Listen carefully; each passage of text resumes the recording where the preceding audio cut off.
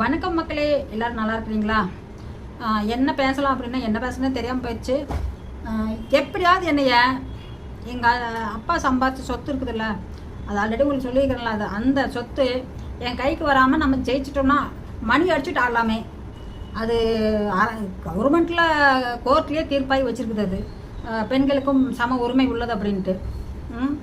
எதுக்கு போட்டேன் தெரியுமா? அழகாக நீட்டாக எழுதி கொடுத்துட்டு வந்திருப்பேன். எனக்கு தேவையே கிடையாது சொல்லிட்டா. அதை வச்சு தான் நான் இப்போ சாப்பிட்டுட்டு இருக்கேண்ணா. நீங்களாவது அதை வச்சு உளுந்து சாப்பிட்டுட்டு இருக்கிறீங்க வெள்ளாம வச்சுக்கிட்டு. நான் சாப்பிட்றேண்ணா, அதில் நான் சாப்பிடல.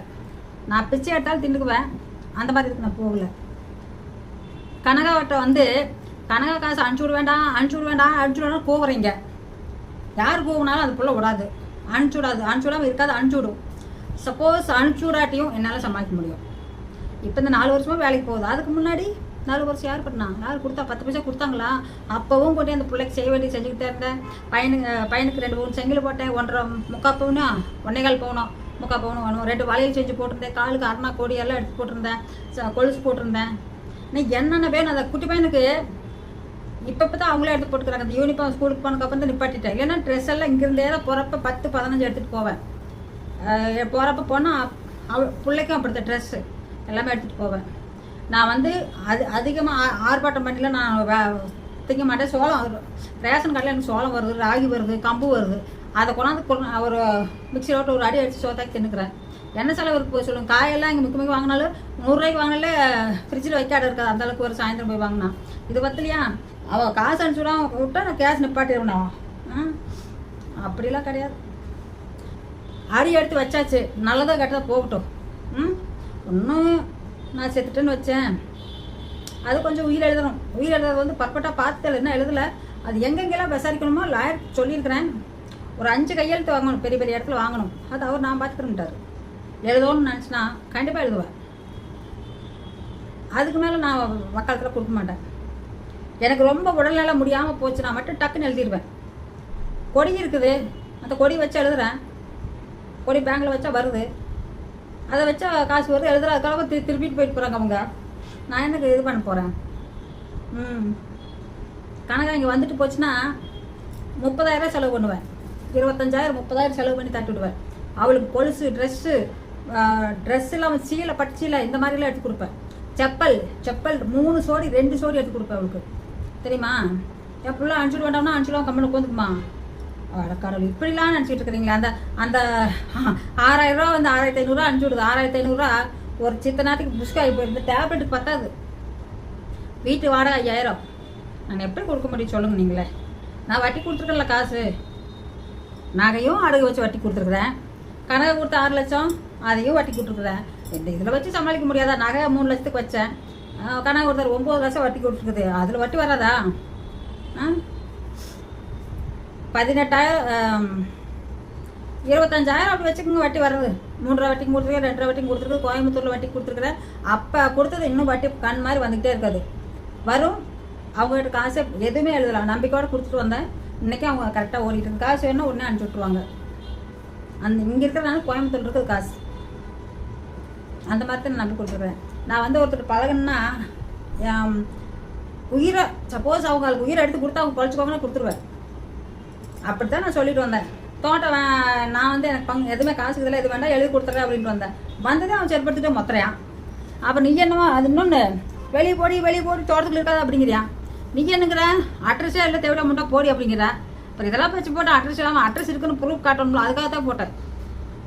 தோட்டத்தில் போட்டேன். என்ன செய்ய முடியுமா? வேலை செய்ய முடியுமா எனக்கு சொல்லுங்கள்? அது ஏதாவது வெள்ளாமை வச்சு எடுக்க முடியுமா? சப்போஸ் ஆள் வச்சு எடுத்தோம்னு வச்சுக்கங்களேன், அந்த ஆள்காரனுக்கு கூலி கூட பத்தாது. அந்த தோட்டத்தில் போட்டு வெள்ளாமை வச்சுக்காரு. ஒன்று அப்பா அவங்க சொத்து அதில் இருக்கிறோம். நான் என்னை எத்தனை நாளைக்கு இருந்திருப்போம்? ஒரு 10 வருஷத்துக்கு இருக்கணும், 5 வருஷத்துக்கு இருக்கணும், யாரும் சொல்ல முடியல. இப்போ ரொம்ப டவுன் ஆகிடுச்சு வண்டி. அது எப்போ போகுது எப்போ இருக்குன்னு அதுக்கு தான் உயிர் எழுதுறது. உயிர் எதுக்கு எழுதி வைக்கணும்னா அதுக்கு தான்.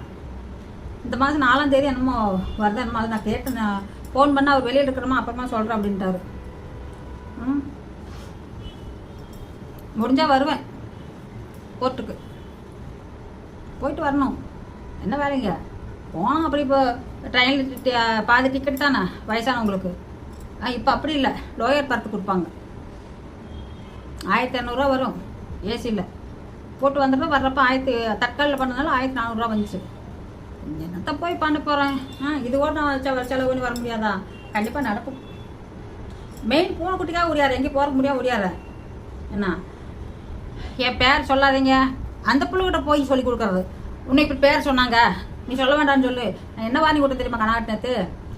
அதை இப்படி சொன்னான்னு வச்சுக்கோ அக்கா, என் பிள்ளை தேவி இப்படி சொன்னாங்கன்னு வச்சுக்கோ, அட்டிக்கடி அதிகமாக யூஸ் பண்ணி அப்படித்தான் சொல்லுவோம் அப்படின்ட்டு. நான் சொன்னால் கேட்க மாட்டேன். நான் அன்பா சொன்னால் கேட்பேன். இந்த எங்களுக்கு எனக்கு வேண்டாம், எங்களை பேக்க வேணாம் அப்படின்னு கொய்யால நான் தாண்டி பார்த்தேன். உன்னையா யார் பார்த்தாங்க? எங்கள் அம்மா பார்த்தாங்க. யார்? எங்கள் அம்மா எதுக்காக பார்த்துருப்பாங்க? எனக்காக பார்த்துருப்பாங்க. தன்னுடைய மக பிள்ளை பேத்தி நம்ம பார்க்க ஒன்று பார்த்தாங்க. ஊருக்குள்ள கொண்டு விட்டு விட்டுனோம்னையா? தெருவில் முடிக்கிட்டா வந்தேன்.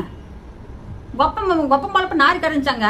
அதெல்லாம் யாரு கண்ணுக்கு தெரியாது. நான் எப்படி பழச்சேன், எப்படி நிறைய வீடியோ போட்டுக்கிற பாருங்க. அந்த பிள்ளை முடியாத பாட்டுக்கு அங்கே விட்டு வளர்த்தேன். நான் துணிமணி ட்ரெஸ் எல்லாம் நான் எடுத்து கொடுத்தேன். சரியா? படிப்புக்கு வந்து முத்தனாகி வீட்டு பொண்ணுக்கு 10,000 நான் கொடுத்து விட்டேன். எல்லாமே ஆத்தா ஐயா செஞ்சுட்டான்னு பண்ணிடாதீங்க. துணிமணி மொத்தம் நான் எடுத்து கொடுத்தேன். சாப்பாடு போட்டிருக்காங்க, அதுதான் அவங்க செஞ்சது. அது சாப்பாடு போடுறது அவங்க தானே போட்டுருக்காங்க, நீங்கள் ஒன்றும் போடல. நீங்களே ஃபீல் பண்ணி மண்டி அடிச்சுட்டு சாவுறீங்க. தேவின்னு சொல்லிருச்சு. ஐயோ எந்த தேவி? நான் அப்படித்தான் சொல்லுவேன். ஏட்டிக்கு போயிட்டு பேசுவேன். என்ன உங்கள் மேலே கம்ப்ளீட் கொடுக்க முடியுமா? முடிஞ்சா கொடுத்து பாருங்க. அது எந்த ரீசனை வச்சு கொடுப்பீங்களா பார்க்கலாம். உங்களுக்கு ஒரு சேனல் இருக்கணும், நீங்கள் ரன் பண்ணணும். அதில் நீங்கள் கரெக்டாக பண்ணி நாங்கள் இப்படி பேசணும், அவங்க இப்படி பேசணும்னு சொன்னால் மட்டும்தான் உங்களுக்கு அந்த இதில் வந்து நாங்கள் கொடுக்க முடியும். சைபர் கிரைமில் 1000 வீடு 1000 பேர் போட்டுக்கிட்டு இருக்காங்க. அதை போய் பார்த்து என்ன ஒண்டி கொடுப்பீங்க?